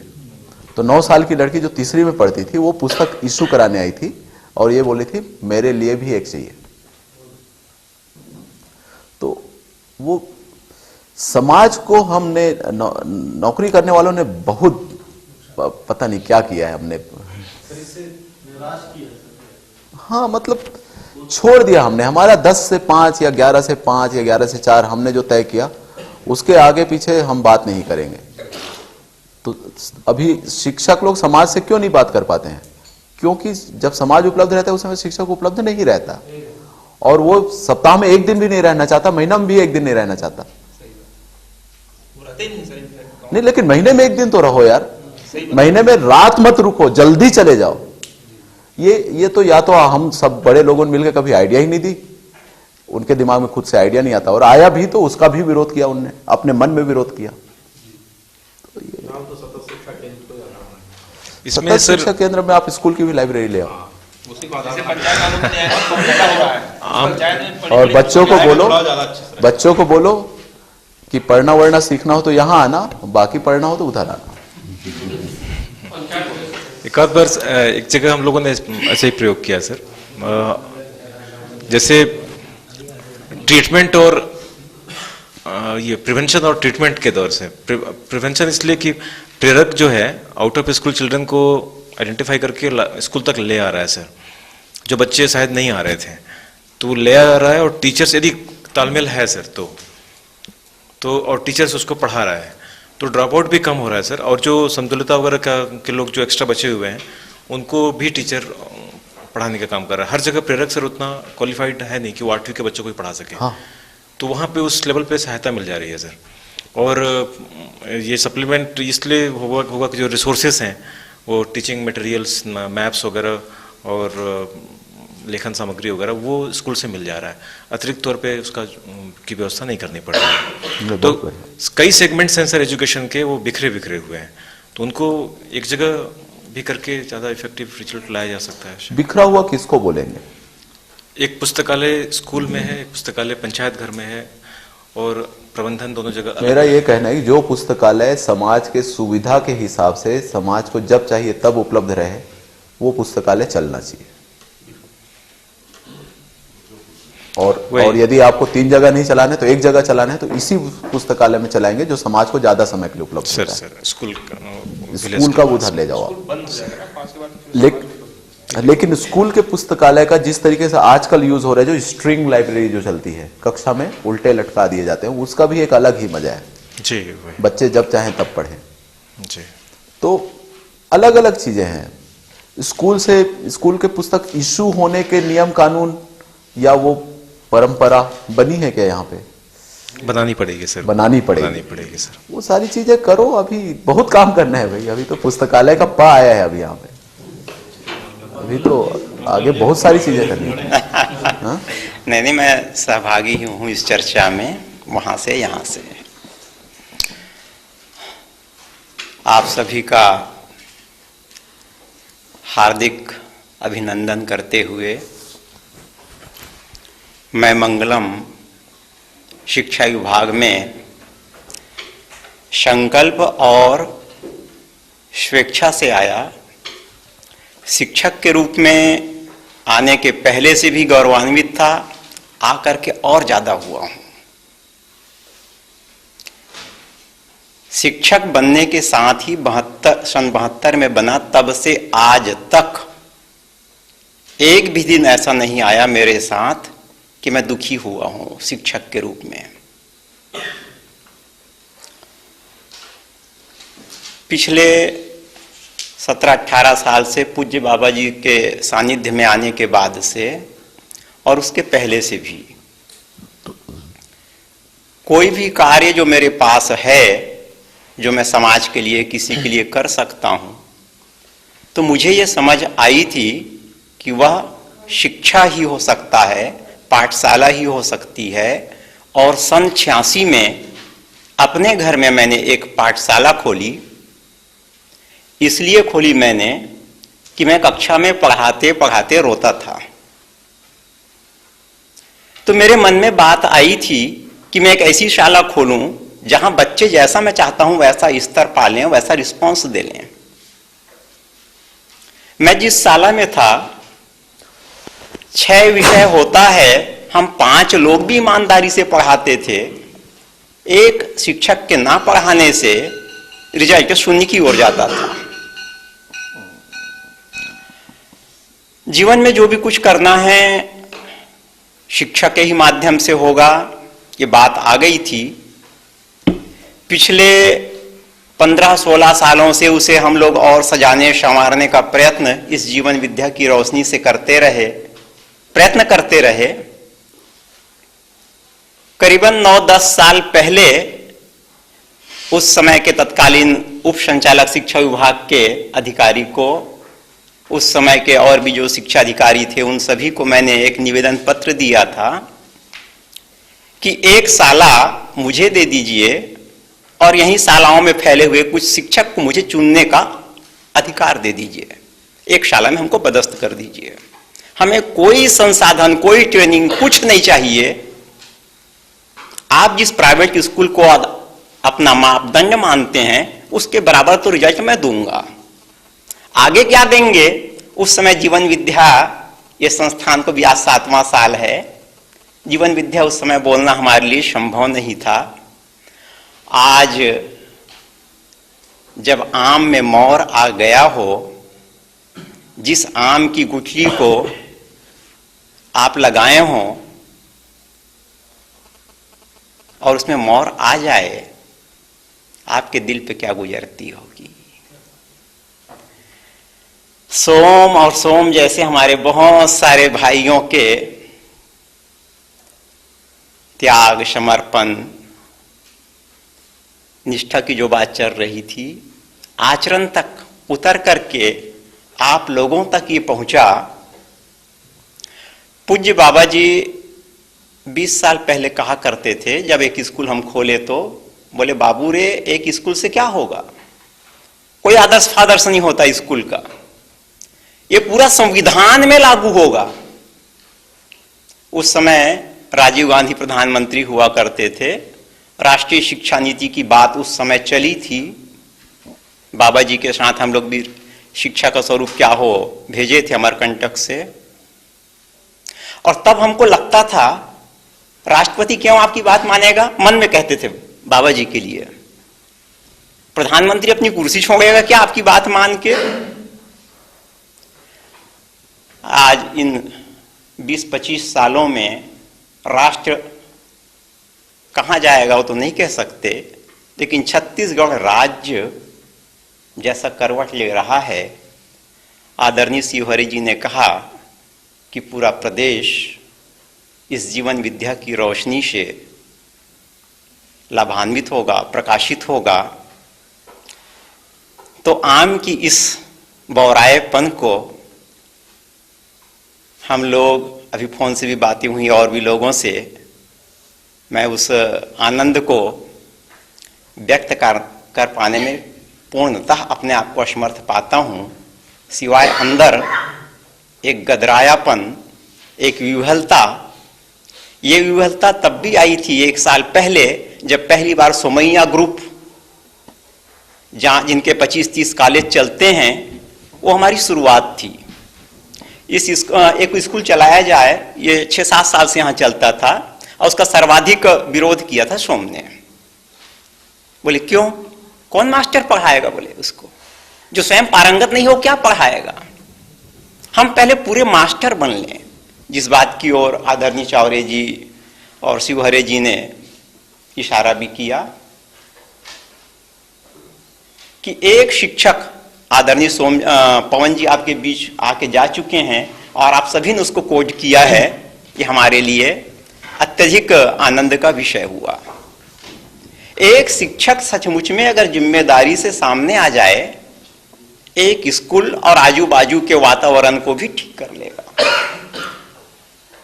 हमारे कुछ मित्र दुर्ग में सोच रहे हैं, आदरणीय नंद कुमार जी से बात हुई थी और उसको फिर मैंने रिपीट किया 7 साल पहले की बात को। उन्होंने कहा हम तो तैयार हैं। मुझको फिर भी लगा कि मैं अपने जिला शिक्षा अधिकारी को कैसे बताऊंगा, तो प्रकृति ने ऐसी व्यवस्था बना दी कि आप सब पधारे हैं, अब आप सब आदेश देंगे, आप सबके साथ हम लोग संपूरक होकर के काम कर पाएंगे। मुझसे अधिक आनंदित और कोई हो ऐसा मेरे बीच में नहीं लगता। आप लोगों ने जो 2-3 बातें कही उस पर अपने विचार रखना चाहूंगा, सही स्वीकृति के अर्थ में। श्री विनोद गुप्ता जी ने स्वयं एवं परिवार के साथ पुनः शिविर करने की जो बात कही, वो निश्चित तौर पर निष्ठा को छू रहा है और इसके बिना काम चलेगा नहीं। बहुत पॉजिटिव है, बहुत सही है। और इस बात को सभी शिवहरे जी ने, आदरणीय चावरे जी ने भी और भी रूपों में कही है। आप सभी ने माह में एक बार मिलने वाली जो बात कही थी सोम जी के साथ में, वो उसी का क्रम है, उसके बिना बात नहीं चलेगी। ये 7 दिन आपको झकझोर करके खड़ा कर दिया चमकदार किसी चमकते हुए चांद तारे को देखने के लिए, एक विश्वास पैदा हो गया। लेकिन इसको जब हम कहने जाते हैं तो एक बात मैं आपसे कहना चाहूंगा, मैं जीवन विद्या को जरा बहुत जो भी सुना पढ़ा, मेरी बोलती बंद हो गई तब से। उसके पहले हम प्रवचन दिया करते थे, रामायण पर, गीता पर, इस पर उस पर खूब बोलते थे, घंटों बोल लेते थे। अब 2 लाइन बोलने में डर लगता है। एक मात्रा भी अगर हमने आगे पीछे किया ऐसा, तो श्री गुप्ता जी के ये बातें जब भी मीटिंग होगी हम लोग करेंगे, इस बात को आप सभी ने स्वीकार किया। प्राथमिक शाला पाठ्यक्रम की बात श्री चावरे जी ने कही थी, उस पर रूप बन चुका है। और अभी जरा देर पहले मैं सोम से वही बात कर रहा था कि हम लोग जो वर्णमाला बनाए हैं 13 साल पहले इस पर काम हुआ था। और ये अगर ये सौभाग्य अगर इस संस्थान को, मनुष्य को, हम सबको नहीं मिला होता आप सबके मिलने का, तो भी वो चाय का हम लोग प्रकाशित करने वाले थे, वो स्थिति बन गई थी। तो आप सभी के सानिध्य से और आदरणीय सचिव महोदय सभी मिलकर के मानवीय शिक्षा का स्वरूप क्या होगा, उसमें चाइल्ड क्या होगा, आ से अनार नहीं होगा, आ से अम्मा होगा। क्यों होगा उस पर भी चर्चा आपके बैठकों में होगी। और आप तब और जो रोमांचित होंगे उसकी कल्पना अभी नहीं की जा सकती। तो प्राथमिक शाला के लिए बहुत कुछ काम हो चुका है, पाठ्यक्रम बन चुका है, चार्ट बन चुके हैं, पुस्तकें बन चुकी हैं। इस पर पीछे 20 सालों से काम हो रहा है।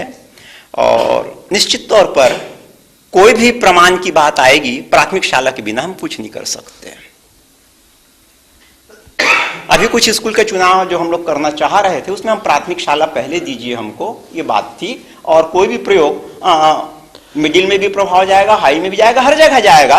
लेकिन 100% के लिए प्राथमिक के साथ जो बच्चे हमारे साथ आएंगे, मिडिल तक को और भी हम ज्यादा टच कर सकते हैं, हाई स्कूल में हमको ज्यादा प्रॉब्लम आएगा। हम सब सोम नहीं हो पाएंगे, जो कॉलेज वालों को सीधा यहाँ ले आए, उसके लिए शायद 1-2 साल का समय हम सबको लगेगा। चयनित शाला के शिक्षकों के बारे में बात हो चुकी है।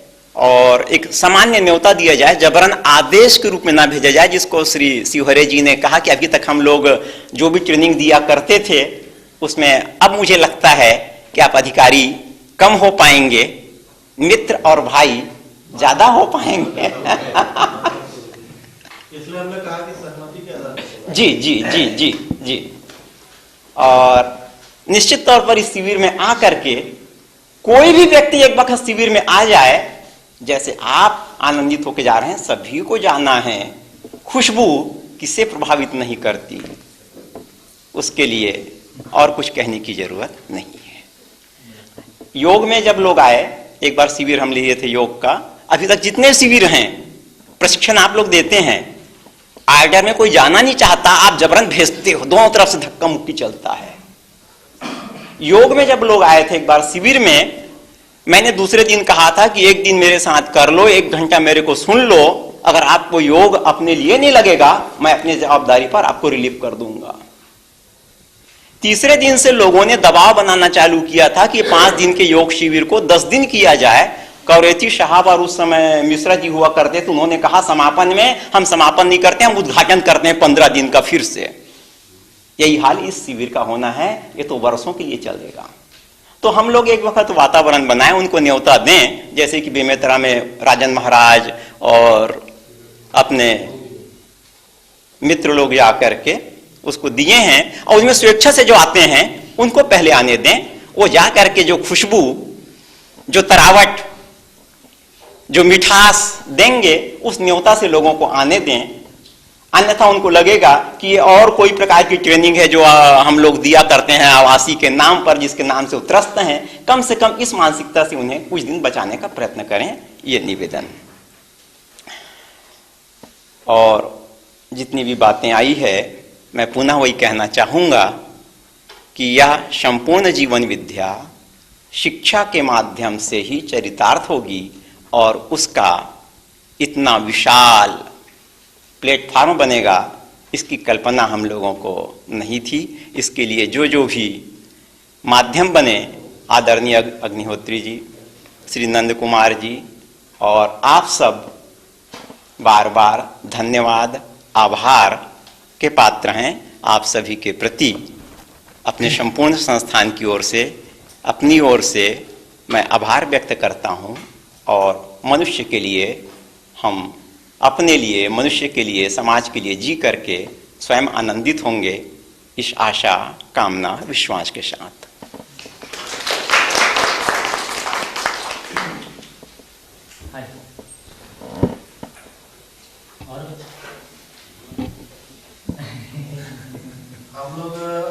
प्रेरक को सुनना चाहेंगे जो आपके बगल में बैठे हैं, वो हमारे सबके प्रेरणा स्रोत हैं। 500 रुपया महीना हमारे प्रेरक हमारे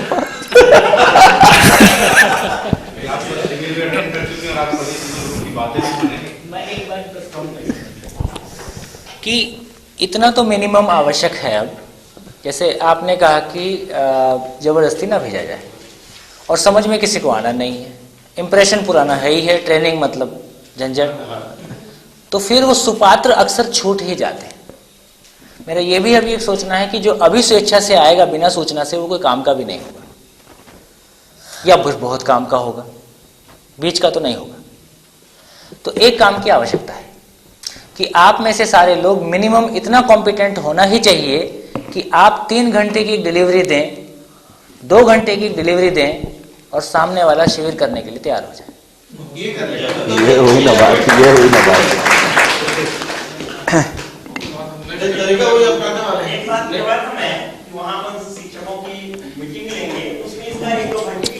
वही तो आपका सभी का इतना तैयारी हो और ठीक से हो, है ना। और आपका ऐसी टेस्ट है जैसे लैंडमार्क में करते हैं, इतना टर्नआउट नहीं रहा तो आपका डिलीवरी बेकार है। टीचर आएंगे हमारे सब मूल्यांकन अच्छी स्थिति में, आप कितने लोगों को आप चाहते हैं कि आपका शिक्षक मोटिवेटेड हो? आप में कितना मोटिवेशन का क्षमता है कि बिना किसी पद का प्रभाव को इस्तेमाल किए, बिना पद के प्रभाव को इस्तेमाल किए आप अपने व्यक्तित्व से इतना प्रभावित कर पाते हैं कि सामने वाला अपनी बीवी को लेकर शिविर करने के लिए तैयार हो। बच्चों सहित हम संभाल लेंगे, ये हमारी जिम्मेदारी है। हमको पता है पत्नी शामिल नहीं है तो आप ज्यादा दूर काम नहीं कर सकते। अपने ग्रुप में चर्चा हो रही थी सोम जी कि अपन जब मीटिंग में जिला स्तर की और जो मूल्यांकन बैठक में, तो वहाँ बात 1 घंटे का रखें जरूर। मैं ये भी कहूँगा, नया मुद्दा ज्यादा बात करता है जी। आप शब्दों को लपेट के देंगे और बहुत जल्दी आप भी उससे बोर होने लगेंगे। सामने वो कहेगा असली काम बता दे, मैं कर दूंगा। प्लीज।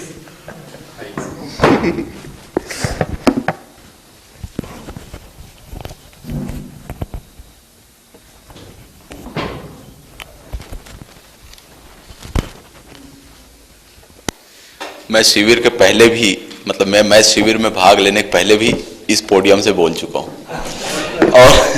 और मुझको मेरे बोलने में बहुत फर्क पड़ेगा ऐसा अभी भी नहीं लग रहा है यहाँ आते ही। और उस पर काफी दुखी हो गए थे लोग जब मैं बोला था। नहीं दुखी नहीं करूंगा। वो लोगों मतलब SCRT में शैलजा करके हैं एक लड़की, उसने चैलेंज, एक प्रकार से चैलेंज किया आखिरी में आके कि आप शिविर में आएंगे तो आप ऐसा नहीं बोलेंगे। और मैं बोल रहा हूं कि मैं अभी भी वही बोलूंगा जो मुल्ला वाली बात, नया मुल्ला बहुत बोलता है। 7 दिन आप साथ में रहे, यहां पर सबके सब उसी माहौल में रहे, तो चीजें एक स्तर की लगती है। आप वापस जाएंगे, कल शाम को पहुंचेंगे, दुनिया वही वाला रहेगा जहां से आप आए थे, ये वाला नहीं रहेगा। और तब आप कितनी ये सारी मोटिवेशन को साथ में रख सकते हैं, ये बहुत बड़ा एसिड टेस्ट होता है। तो उसके साथ करें, लेकिन मैं उन चीजों में बहुत नहीं जाऊंगा। मुख्य बात जो यहाँ सबको शिविर में लाने की बात, कैसे लाएंगे वो तो हो गया, उसके बाद कैसे करेंगे ये भी तो सोचो। आप अभी हम कुछ अधिकारियों की बात कर रहे थे, जिला स्तरीय अधिकारियों की बात, सबको पत्र हमने जारी कर दिया, लेकिन दिमाग में लगातार ये चिंता थी कि सभी आ गए तो क्या होगा, लेकिन एक विश्वास भी था कि कभी नहीं आएंगे ये लोग सभी क्योंकि हमको पता है हमारे अधिकारी कैसे हैं। केवल शादी के समय शायद ये लोग रिप्रेजेंटेटिव नहीं भेजते हैं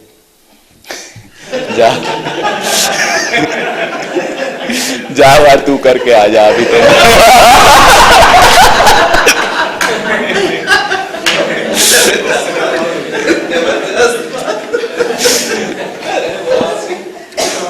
लेकिन मोक्ष वोक्ष कहीं मिल रहा है तो भेज देंगे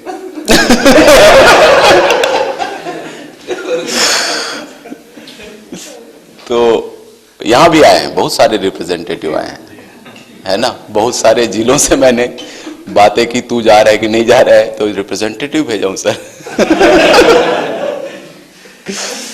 तो और फिर इसलिए मुझे डर लगने लगा कि रिप्रेजेंटेटिव मिला के तो 54 वगैरह नहीं हो जाएंगे, सब लोग नहीं बैठ पाएंगे क्या, वो डर एक शुरू हो रहा था। तो फिर भी काफी लोग आ गए, अच्छी बात है। बचे हुए आ जाएं उसके लिए भी आप लोगों को थोड़ा मोड़ा मदद करनी होगी, क्योंकि कुछ लोग अपने आप को प्रशिक्षण से ऊपर मानते हैं और शिक्षा विभाग में ऐसे सोचने वालों की संख्या बहुत है, क्योंकि दूसरे को जो सिखाते हैं वो खुद सीखें ये संभव नहीं, या उनको लगता है कि हम बिना सीखे हम थोड़ी सिखा रहे हैं, हम सीख चुके हैं तभी तो सिखा रहे हैं, और इसलिए अब सीखने की जरूरत खत्म हो चुकी है। तो कोई भी प्रशिक्षण है, और ये शिक्षकों में भी ये प्रॉब्लम होगा, इसलिए भी वो प्रशिक्षण को बहुत गाली देते हैं। इसका मतलब ये मैं नहीं, बिल्कुल नहीं कह रहा हूं कि एससीईआरटी की प्रशिक्षण अच्छी है, ऑफ कोर्स उसमें बहुत प्रॉब्लम है, और उसका मुझको मतलब पीड़ा के साथ ज्ञान है उसके बारे में, मुझे उससे उबरे कैसे, उसके लिए कितना समय चाहिए, ये कैलकुलेट मैं नहीं कर पा रहा हूं। डायरेक्टर एससीईआरटी ग्रुप में मुझे 1.5 साल हो गया है। शुरू के 6 महीने में तो मुझे एक्सेप्ट करने से मना कर दिया इन लोगों ने एससीईआरटी ने, वो यही बोलते रहे कि बहुत बोलता है, बहुत बोलता है 6 महीने बाद लगता है कि अरे यार ये कर भी देगा ऐसा लगता है बोलता है वैसा कर भी देगा ऐसा लगता है।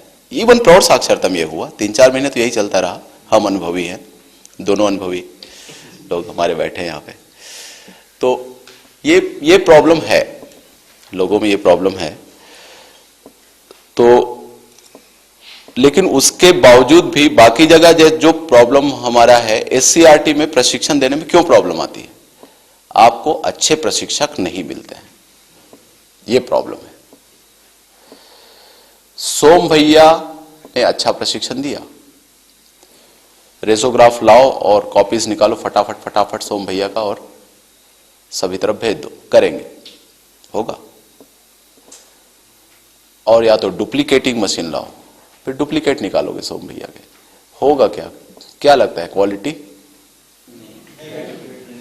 और इसी कमरे में लेना है तो इस कमरे में 50-50 करके 1 साल में कितना कर लोगे? तो आपको ट्रेनर तैयार करना है। यहां पर भी वो प्रॉब्लम है। हम वहां पे बैठ के बाहर बात कर रहे थे कि जो शिविर कंडक्ट कर सके वो लोग तैयार करना है हमको। और मुझको लगता है आज की स्थिति में पैसा प्रॉब्लम नहीं है, और वो मैं तो चाहता हूं उस 20 दिन को इसी तरीके से कुछ तरीके से करके एससीईआरटी को 1 वर्ष मैं चाहता हूं कि वो प्रशिक्षण रहित संस्था चले। 1 वर्ष नो ट्रेनिंग।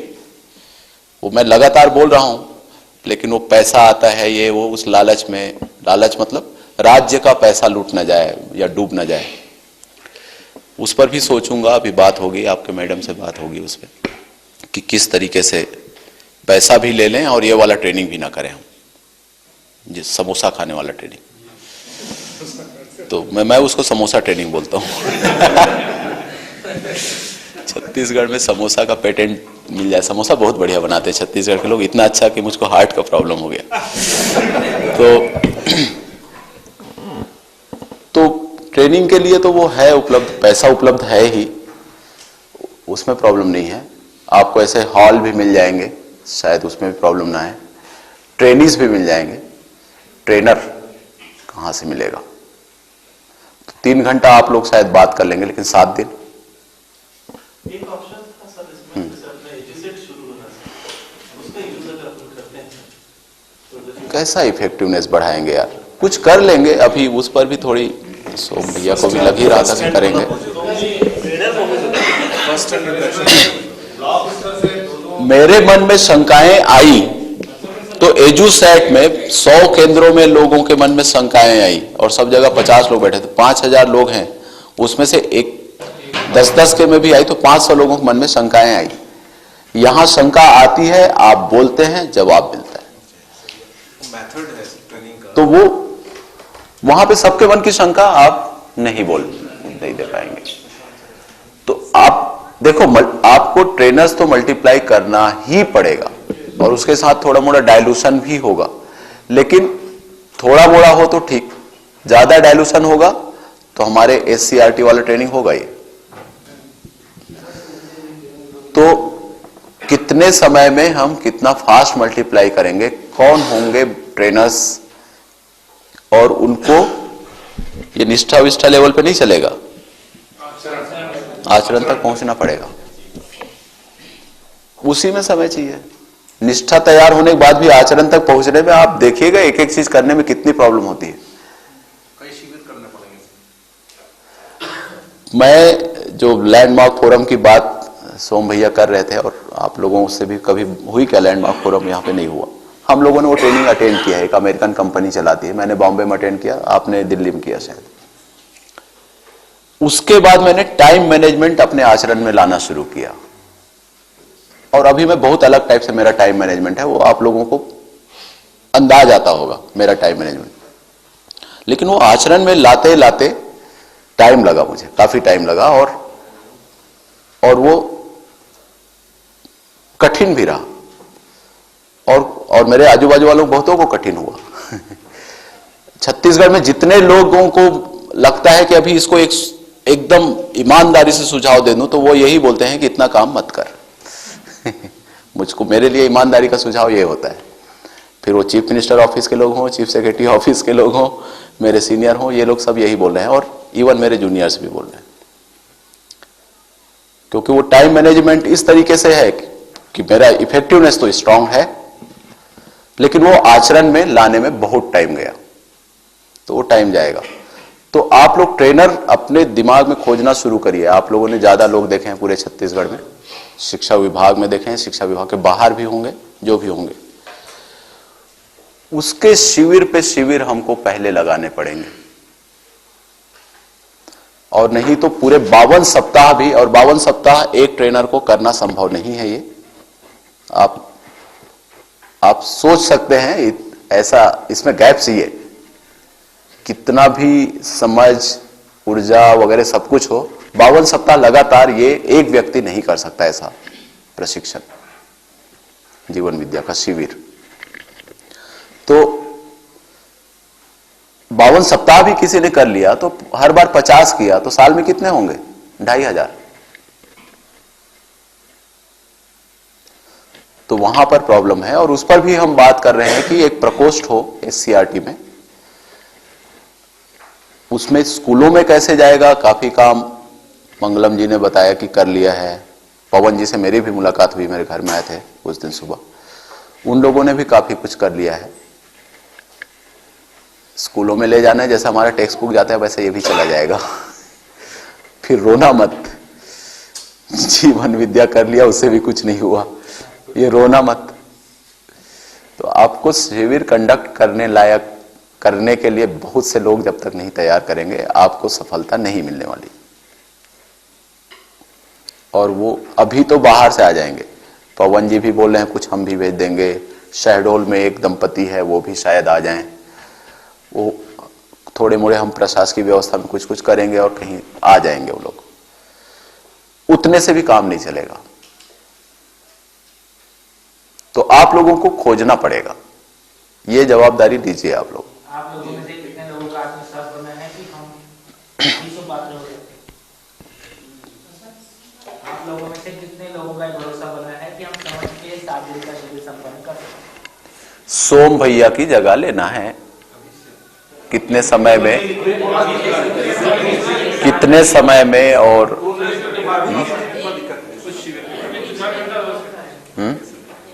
3-4 एक शिविर में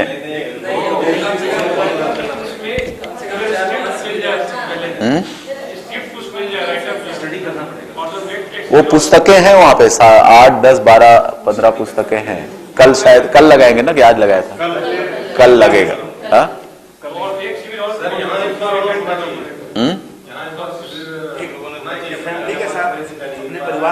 नहीं वो तो कर लो, परिवार के साथ भी कर लो, लेकिन आचरण में लाना है भाई। मैं उसमें से एक पुस्तक पढ़ रहा हूं, मैं 3 लेके गया हूं, इंट्रोडक्टरी पार्ट के 3 लेके गया हूं, एक अभी पढ़ रहा हूं, 10-12 पेज बाकी है, अभी समाप्ति पे आया। तो 4.5 वाली जो बात है, 4.5 से ऊपर जाने वाली बात है, अभी भी मुझे 4.5 भी हुआ कि नहीं वो नहीं समझ में आता है, क्योंकि हम शब्दों को परिभाषित भी अलग किए हैं इसमें। तो अभी उस 4.5 के ऊपर में चित्त, बुद्धि, आत्मा, तो ये सब अभी मुझको नहीं समझ में आ रहा है। वो वाले चैप्टर है, लास्ट चैप्टर जो उस पुस्तक में है, इंट्रोडक्टरी जो है उसमें है, मुझको नहीं समझ में आ रहा है। मैं अंडरलाइन कर रहा हूं, फिर रटूंगा, देखता हूं मैं, और बार बार पढ़ के देखूंगी कि क्या है वास्तव में। तो 10 ना कर पाए, 8 करके देखें। एक वो चिंतन वाली बात समझ में आई मुझको, कल रात में पढ़ रहा था, और वो उसके कारण नींद भी नहीं आ रही थी, तो 2:45 बजे तक मैं पढ़ता रहा कल। चिंतन करके शब्द है, इसमें है चित्त स्तर पर है, चित्रण के बाजू में है ना, यहां पे नहीं दिख रहा है, आपके नोट्स में होगा, उसमें है ना, चिंतन करके है। चित्रण और चिंतन है, चिंतन नहीं है। तो चिंतन जो है वो हमारे अभी राष्ट्रीय पाठ्यचर्या में ये बहुत जोरदार उभर के आया है कि शिक्षक को चिंतनशील बनाना है। और मुझे ऐसा लगा कि जीवन विद्या का शिविर कोई करके गया क्या, 4.5 का 5.5 करेंगे। मुझको कल रात भी यही लग रहा था। तो हम चिंतनशील की बात कर रहे हैं, अब ये वही चिंतन है कि नहीं वो फिर से समझना पड़ेगा, बाबा जी से भी बात करेंगे। तो लेकिन हमारे एससीईआरटी के प्रशिक्षण में ये कई बार दिखता है कि चिंतन जो हम लोग समझते हैं वो वाला चिंतन भी जारी नहीं है, वो भी चिंतन जारी नहीं है। जैसे मैंने कहा, नरदहा के स्कूल में 8वीं में 4 से ज्यादा बच्चे नहीं दिखते थे जब हम पढ़ रहे थे, और पहली दूसरी कक्षा में 25-30 बच्चे दिखते थे। अब वहां जो मुख्याध्यापक होगा, प्रधान पाठक होगा, उसको कि अरे पहली में इतने बच्चे दिखते हैं, 8वीं में 4 दिखते हैं, ऐसा दिमाग में सोचने के लिए खुद से सोच आना। आज के चिंतन का अर्थ यही है कि ये चिंतन करे वो। ऐसी सोच कितने लोगों में है अभी तो दक्षिण छत्तीसगढ़ के जिलों ने ये कह दिया कि हमने बोला 400 बच्चे ही स्कूल नहीं आते, मतलब 400 नहीं आते, 401 वहां है ही नहीं। और मैंने कहा यार तुम्हारे यहां 40,000 बच्चे पहली कक्षा में नामांकन लेते हैं, 16,000 5वीं पास होते हैं, तो केवल 401 बच्चे अनुपस्थित नहीं है, वो ज्यादा है। नहीं, हमने कहा ये मतलब यही सही है। तो 2-3 जिले हैं जो ईमानदारी से आए कि हां ऐसा है, बाकी लोग उसी में है। वो नहीं, मुझको नहीं लगता 4.5 में। मैंने ये किया वो क्या है, विश्लेषण है। पहली कक्षा में 40,000 बच्चे आते हैं, 5वीं में 16,000 पास होते हैं, तो बाकी के बच्चे गायब हो रहे हैं, ये विश्लेषण है। और हम बोल रहे हैं कि हम 4.5 में जी रहे हैं, 4.5 में भी नहीं जी रहे हैं लोग। 4:30 में भी ठीक से नहीं जी रहे हैं लोग। उनमें से आपको ट्रेनर खोजना है जो 5, 10 नहीं 5, 8 वगैरह जीने वाले। तो ये सोचिए आप लोग। लेकिन मैं डरा नहीं रहा हूं आप लोगों को, ट्रेनर जल्दी से खोजिए। आप में से 4-5 लोग तैयार हैं, ये अच्छी बात है। तो ट्रेनर जल्दी से तैयार करिए और चलिए खाना खाते हैं, है ना। यहाँ का खाना बहुत मजेदार होता है ना।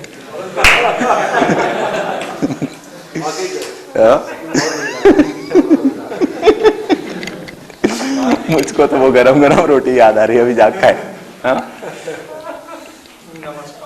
ठीक है। भोजनम प्रियम भोजनम दुर्लभम।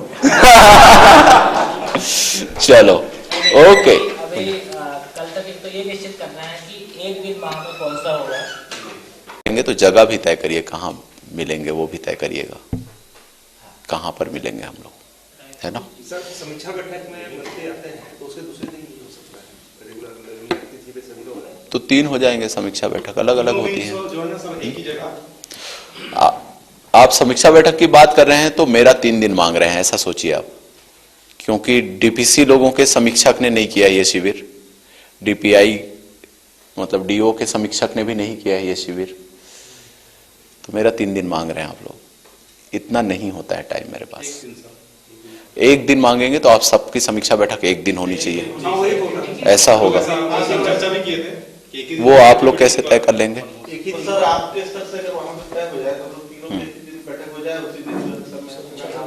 और फिर आप लोगों ने विषय इतने बना रखे हैं कि आप लोगों को वही चलते रहता है रात तक शाम तक, नहीं क्या। ये कब करेंगे।